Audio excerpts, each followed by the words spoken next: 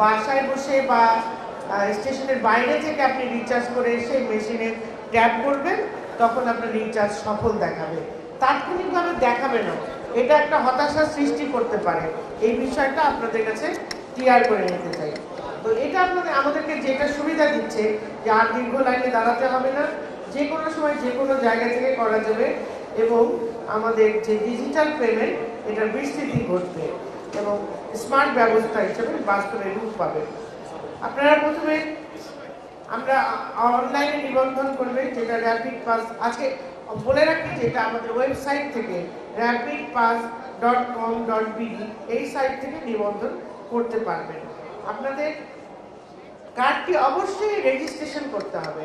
এতদিন হয়তো অনেকেই কার্ড কিনে নিয়েছেন কিন্তু রেজিস্ট্রেশন করেনি, কিন্তু এই এভিএম মেশিনে ট্যাপ করার জন্য আপনাদেরকে এই কার্ডটিকে অবশ্যই রেজিস্ট্রেশন করতে হবে।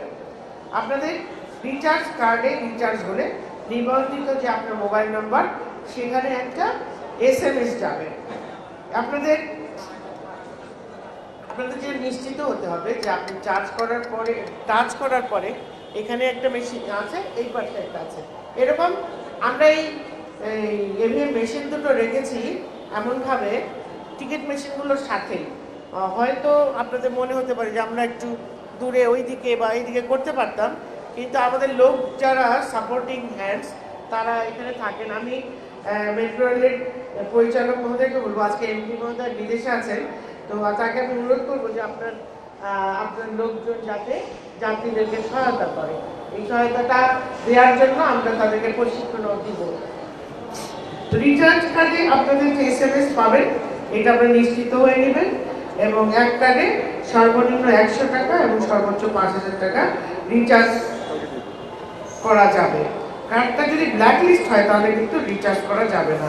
অনেকেই যেরকম হয়তো ফাঁকা পায়, চলে যায়, ভাবে যে আমাকে পেমেন্ট করতে হলো না। এই সুযোগে আমি এটা বলে রাখি, অনেক যাত্রী অনেকেই মনে করেন যে আমার সামনের যাত্রী কার্ডটা ট্যাপ করছে এবং হয়তো 8-10 সেকেন্ড বেশি পাওয়া যাচ্ছে, তো সেই সুযোগে আমি চলে যাই, তাহলে আমার ট্যাপ করলাম না, আমিও তো আমার টাকা পেমেন্ট করতে হলো না। This is very wrong. এই কারণে কিন্তু অনেক কার্ড কিন্তু ব্ল্যাক লিস্টেড হচ্ছে, এবং দেখবেন যে এইটা করলে আপনি যখন নামতে যাবেন আপনাকে কিন্তু ব্লক করে দিবে, আর ঢুকতে দিবে না, ওই কার্ডটাই আর ব্যবহার করতে পারবে না।